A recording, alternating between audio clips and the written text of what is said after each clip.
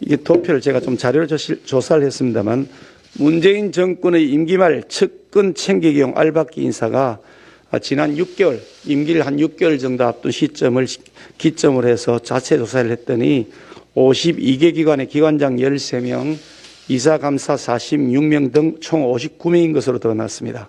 이들 대부분은 민주당 및 문재인 정권 청와대 출신 등으로서 전문성과 무관한 본성 인사라고 평가할 수밖에 없는데 이 가운데 임기가 2024년까지인 인사는 28명, 2025년까지인 인사는 14명입니다. 무려 71%가 새 정권 임기 절반에 이르는 기간 동안 자리를 보존하게 된다는 것입니다.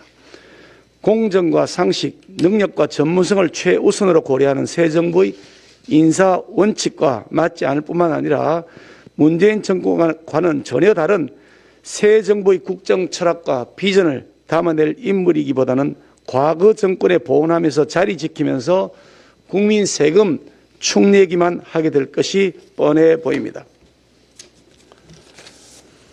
나아가 민주당이 새 정부 출범 전부터 발목 잡기에만 당력을 집중하듯이 이들이 민주당 이중대 역할을 자처하면서 국정 운영의 발목을 잡지는 않을지 심히 우려됩니다.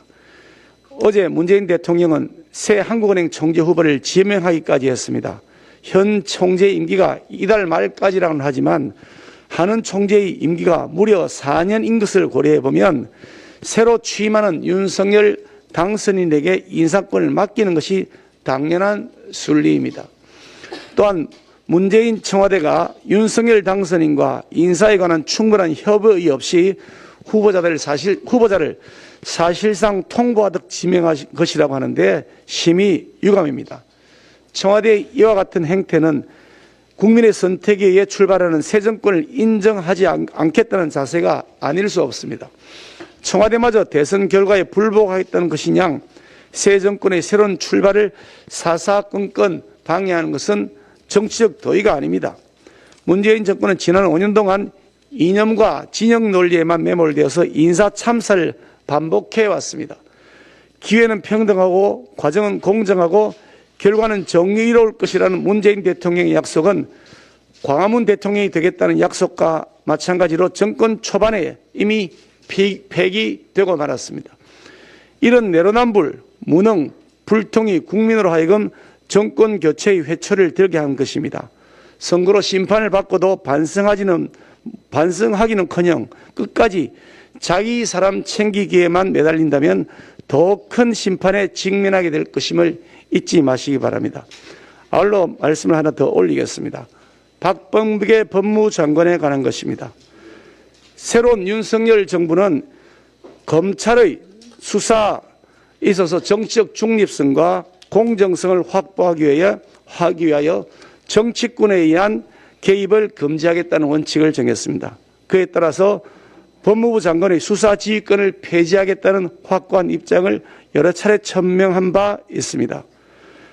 문재인 정권 하에서 일어났던 수사지휘권의 오남용 사례들은 우리의 아픈 추억을 계속 되새기게 만들고 있습니다.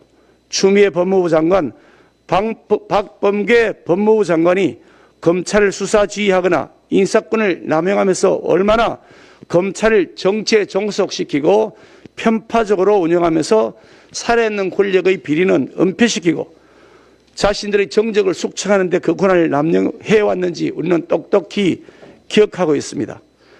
그런 잘못된 점들에 대하여 국민들이 회초리를 들어 대통령 선거에서 심판을 하였던 것입니다. 그럼에도 불구하고 민주당 소속 현역 국회의원인 박범계 장관은 끝까지 목리를 부리면서 국민들의 선택에 따라 새롭게 출발하는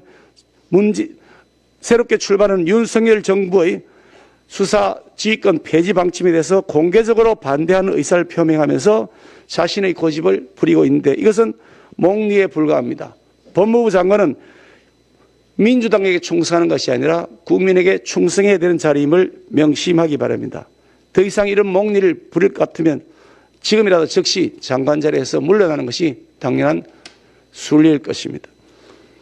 민생 회복을 위한 추경안의 말씀을 드리겠습니다.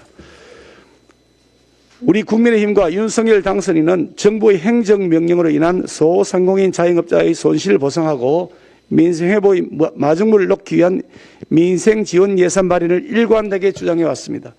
지난 2월 1차 추경 처리 당시에도 정부 안인 14조 원보다 2.9조 원 정액한 16.9조 원 규모의 규모로 지원을 확대하고 정부 여당의 반대로 반영하지 못했던 부분은 대선 이후에 2차 추경의 신속한 추진으로 추가 반영해 나가겠다고 약속했습니다.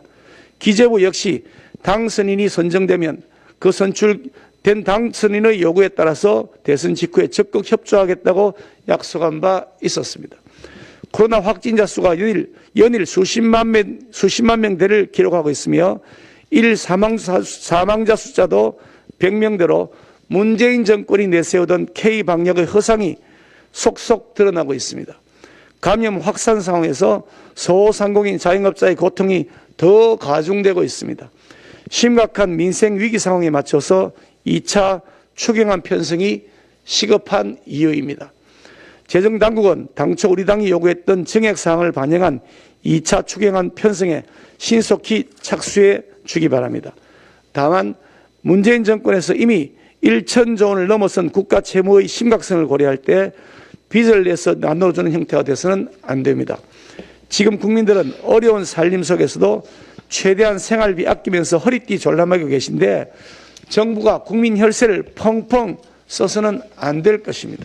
이미 실패한 소위 한국판 뉴딜 사업과 올해 실집행이 저조한 불법 사업들에 대하여 지출 구조조정을 통해서 가용 재원을 마련해야 할 것입니다.